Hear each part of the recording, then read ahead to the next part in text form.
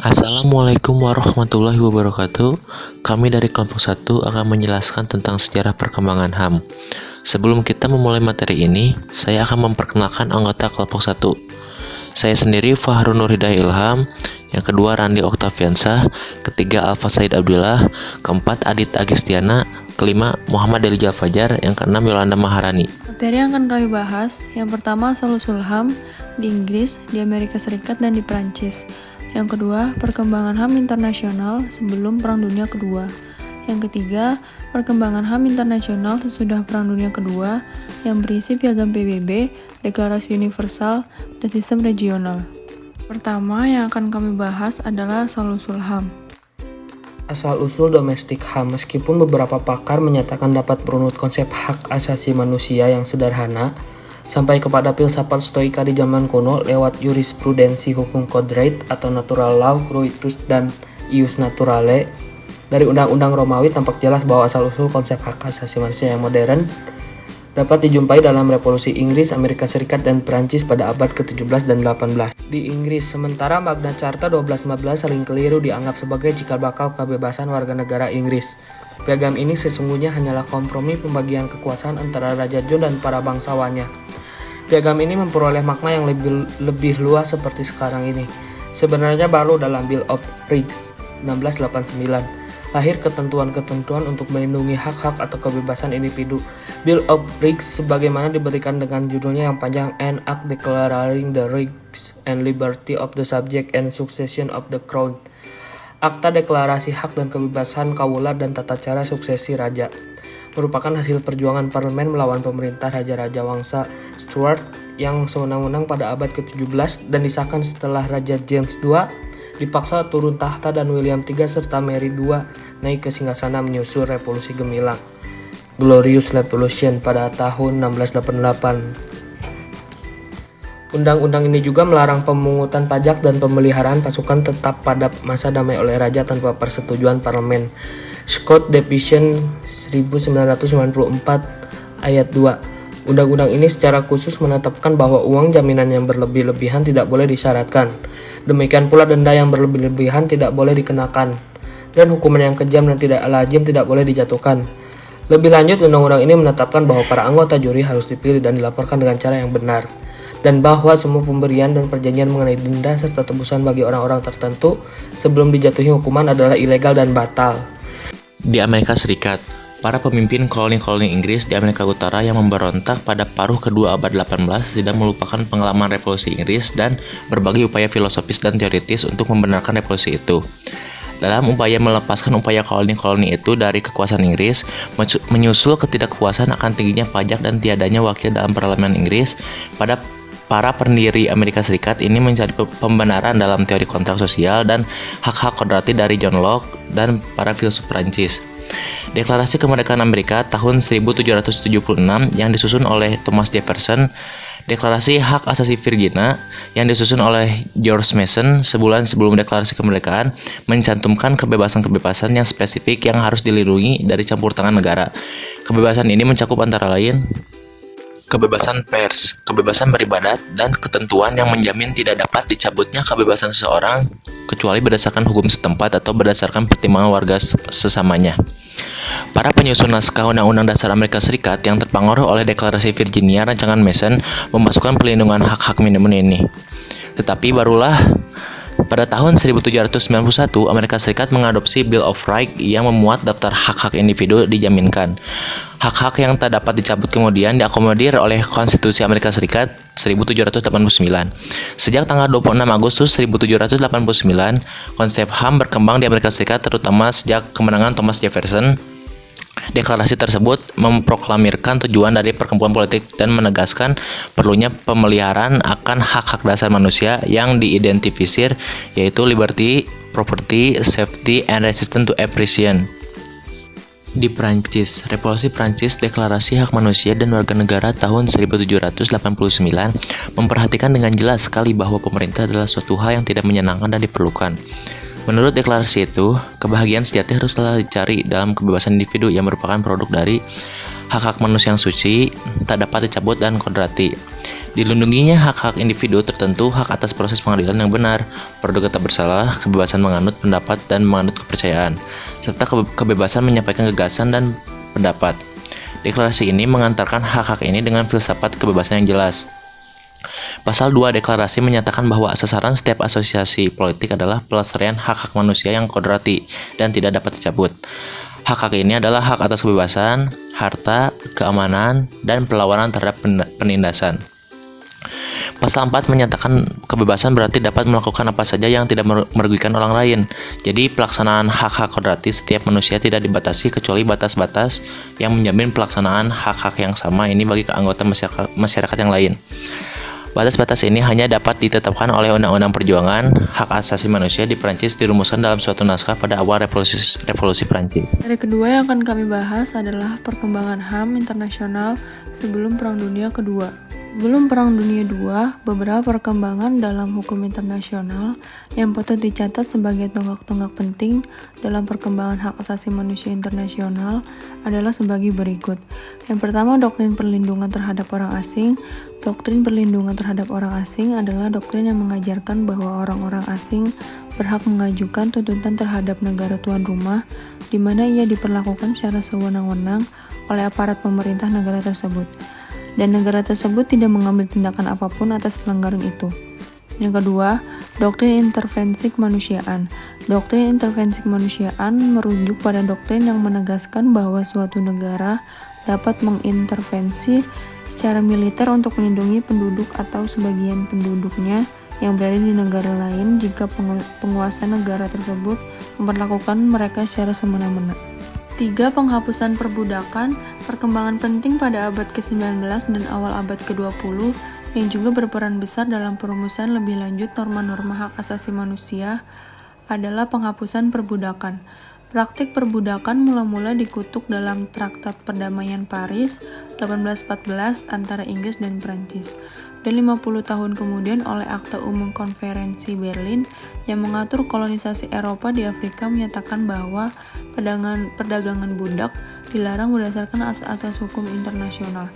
Kemudian pada tahun 1926, Liga Bangsa-Bangsa mengesahkan Konvensi Penghapusan Perbudakan dan Perdagangan Budak, dan melarang praktik perbudakan di wilayah-wilayah bekas koloni Jerman dan Turki yang berada di bawah sistem mandat Liga Bangsa-Bangsa pada akhir Perang Dunia I.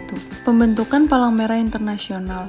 Perkembangan hukum hak asasi manusia sangat dipengaruhi oleh kemajuan hukum kemanusiaan internasional pada paruh kedua abad ke-19, yaitu dengan pembentukan Komite Palang Merah Internasional 1863. Usaha organisasi itu dilakukan dengan memprakarsai 2 konvensi internasional untuk melindungi korban perang dan perlakuan terhadap tawanan perang, yang kemudian dikenal dengan Konvensi Jenewa. Organisasi internasional ini berhasil mensponsori sejumlah konvensi yang tidak semata-mata menangani status dan perlakuan terhadap para prajurit yang berperang, tetapi juga perlakuan terhadap penduduk sipil pada masa perang dan pembatasan terhadap cara-cara berperang. 5. Pembentukan Liga Bangsa-Bangsa. Selanjutnya, yang juga patut dicatat sebagai peristiwa penting yang berpengaruh besar bagi perkembangan hak asasi manusia internasional adalah dibentuknya Liga Bangsa-Bangsa atau League of Nations melalui Perjanjian Versailles setelah berakhirnya Perang Dunia Pertama. Memang liga tersebut tidak secara eksplisit membuat ketetapan mengenai perlindungan hak asasi manusia. Namun, dari dokumen pendiriannya yang disebut Covenant of the League of Nations, negara-negara anggotanya diwajibkan untuk berupaya ke arah sasaran kemanusiaan seperti menetapkan kondisi kerja yang manusiawi bagi individu, larangan perdagangan perempuan dan anak, pencegahan dan pengendalian penyakit, serta perlakuan yang adil terhadap penduduk pribumi dan wilayah jajahan. Ketiga yang akan kami bahas adalah perkembangan HAM internasional sesudah Perang Dunia Kedua. Setelah Perang Dunia Kedua, perubahan-perubahan penting menuju konseptualisasi hak asasi manusia semakin dipercepat dengan meledaknya Perang Dunia Kedua, yang memberikan pengalaman buruk bagi dunia internasional untuk menghindari terjadinya kembali pengalaman yang sama. Masyarakat internasional membangun konsensus baru yang lahir dalam bentuk norma, doktrin, dan kelembagaan baru dalam hukum internasional yang kemudian tertuang dalam hukum hak asasi manusia internasional. Pembentukan Perserikatan Bangsa-Bangsa. Perserikatan Bangsa-Bangsa didirikan pada tahun 1945 sebagai ganti dari Liga Bangsa-Bangsa. Pendirian Perserikatan Bangsa-Bangsa ini didasari oleh situasi kekejaman Perang Dunia Kedua dan korban sosialisme nasional. Perserikatan Bangsa-Bangsa didirikan dengan tujuan untuk menjaga kedamaian dan keamanan internasional. Untuk mencapai kerjasama internasional, mempromosikan dan memajukan penghormatan hak asasi manusia dan kebebasan fundamental. Pasal 1 ayat 2 dan 3 Piagam PBB berbunyi, Pasal 1 ayat 2 dan 3 Piagam PBB berbunyi, untuk mengembangkan hubungan bersahabat antar bangsa berdasarkan penghormatan pada prinsip kesetaraan hak dan kebebasan menentukan nasib sendiri oleh rakyat, dan untuk mengambil langkah yang memadai untuk memperkuat kedamaian universal. Untuk mencapai kerjasama internasional dalam mengatasi persoalan internasional seperti ekonomi, sosial, budaya, atau karakter kemanusiaan, dalam memajukan dan mendorong penghormatan terhadap hak asasi manusia dan kebebasan dasar bagi semua orang tanpa membedakan ras, jenis kelamin, bahasa, atau agama. Deklarasi Universal. Hukum internasional hanya mengatur hubungan antar negara. Pada masa lalu, hukum internasional sama sekali tidak mengatur hubungan antara negara dengan warga negaranya. Hukum hak asasi manusia internasional modern mengubah doktrin tersebut dengan mengatur hak-hak individu dan hubungannya dengan pemerintah mereka. Setelah Perang Dunia II, khususnya setelah disahkannya Deklarasi Universal, hak asasi manusia individu ditempatkan sebagai pemegang hak yang dijamin secara internasional, semata-mata karena ia adalah individu, bukan karena alasan kebangsaannya dari suatu negara. Sebaiknya, negara dalam hukum yang baru ini ditempatkan sebagai pemegang kewajiban. Dengan demikian, hubungan antara pemegang hak dan kewajiban itulah yang menjadi pokok perhatian hukum internasional yang baru ini. Relasi keduanya ini kemudian diwadahi dalam struktur kelembagaan baru yang didesain oleh PBB, melalui berbagai macam mekanisme atau prosedur pengaduan dan pemantauan hak asasi manusia dalam sistem PBB. Konseptualisasi hukum hak asasi manusia seperti dipaparkan di atas ditandai dengan lahirnya apa yang dikenal dengan International Bill of Human Rights. Istilah ini merujuk pada 3 instrumen pokok hak asasi manusia internasional beserta protokol pilihan yang dirancang oleh PBB. Ketiga instrumen ini adalah Deklarasi Universal Hak Asasi Manusia, yang kedua Kovenan Internasional tentang Hak Sipil dan Politik, yang ketiga Kovenan Internasional tentang Hak Ekonomi, Sosial, dan Budaya. Sistem regional, sistem Eropa, dari ketiga sistem yang ada dewasa ini, Konvensi Eropa mengenai hak asasi manusia dan kebebasan fundamental 1950 adalah sistem yang paling maju dalam hal daya tahan serta jumlah jurisprudensinya. Diciptakan oleh Dewan Eropa, sebuah lembaga internasional yang dirancang untuk memperlancar kerjasama Eropa. Jangan dikacaukan dengan masyarakat Eropa. Konvensi Eropa dirumuskan untuk mencapai 3 tujuan. Pertama, memperkuat demokrasi dan komitmen negara-negara anggota pada rule of law. Kedua, memberikan peringatan tanda bahaya akan munculnya totalitarisme yang baru.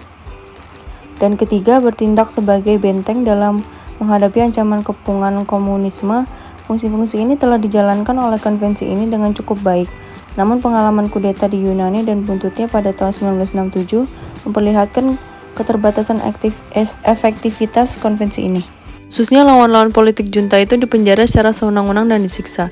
Sekalipun Yunani mengutuk konvensi itu dan menarik diri dari Dewan Eropa, berdasarkan konvensi negara itu tetap harus bertanggung jawab atas tindakannya.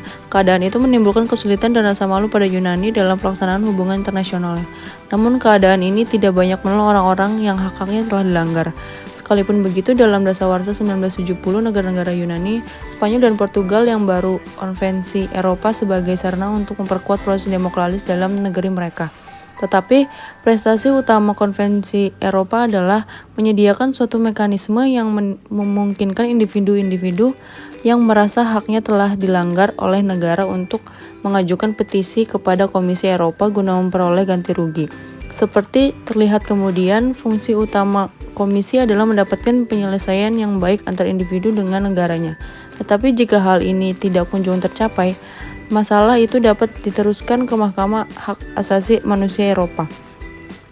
Dan putusan serta ganti rugi yang ditetapkan akan mengikat negara itu.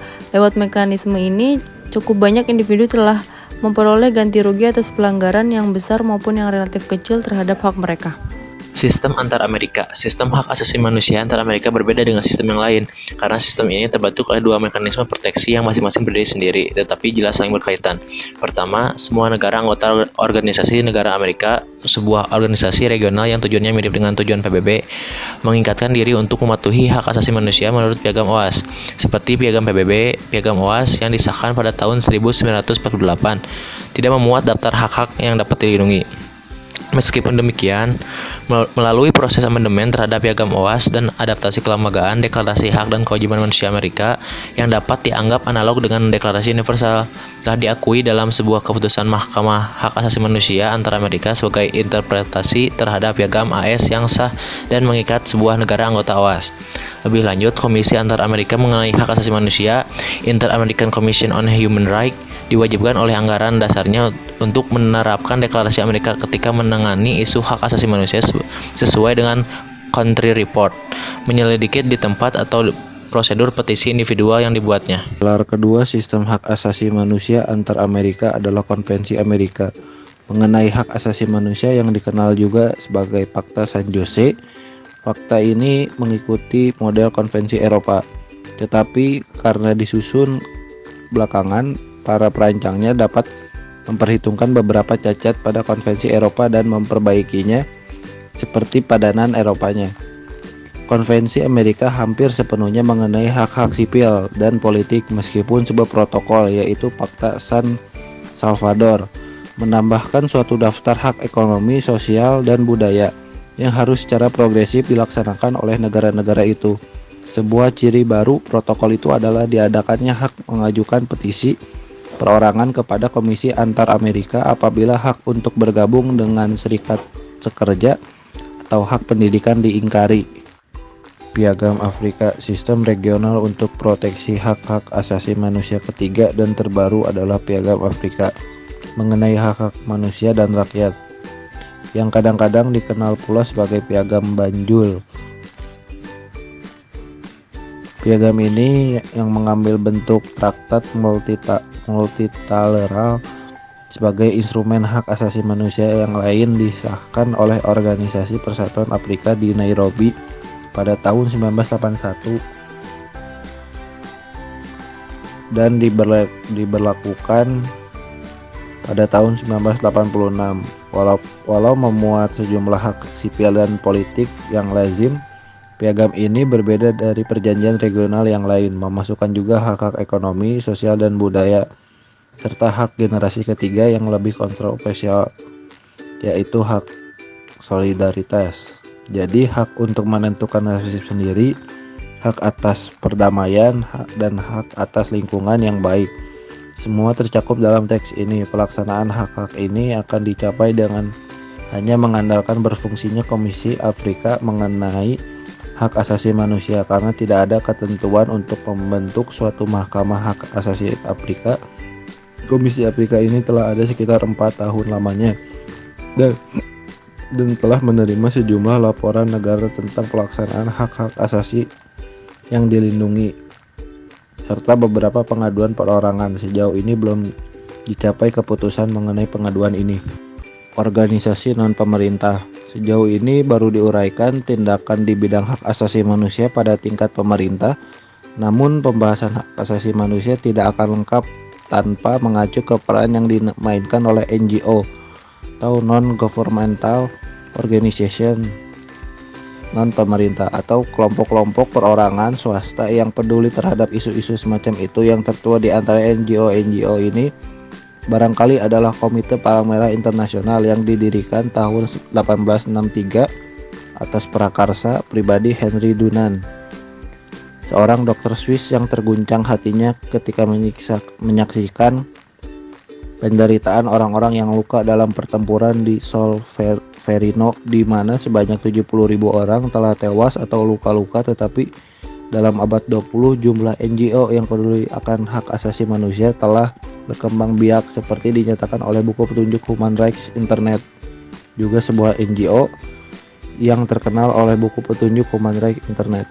Yang terkenal diantaranya adalah Komisi Ahli Hukum Internasional atau International Commission of Jurists Amnesty International, Perkumpulan Anti Perbudakan, Artikel 19, dan Dewan Gereja Sedunia. Sebagai NGO ini telah memperoleh pengakuan dari organisasi-organisasi internasional ECOSOC. Misalnya diberi wewenang oleh pasal 71 Piagam PBB untuk mengadakan konsultasi yang sesuai dengan NGO-NGO yang berminat dalam bidang aktivitasnya, dan ECOSOC telah memberikan status penasihat kepada beberapa kelompok semacam itu. Namun karya terpenting NGO barangkali adalah menelanjangi pelanggaran hak manusia di berbagai negara kepada publik. Dalam banyak kasus, yang paling ditakuti negara-negara adalah publisitas yang merugikan mengenai catatan hak asasi manusia. Mereka perlu juga dicatat bahwa atas nama para korban pelanggaran hak asasi, NGO itu dapat membuat pengaduan kepada lembaga-lembaga internasional yang berwenang jika para korban itu sendiri tidak dapat menempuh prosedur yang semestinya karena misalnya disekap dan tidak bisa berkomunikasi dengan dunia luar. Sekian presentasi dari kelompok kami. Terima kasih atas perhatiannya. Apa ada yang ingin ditanyakan?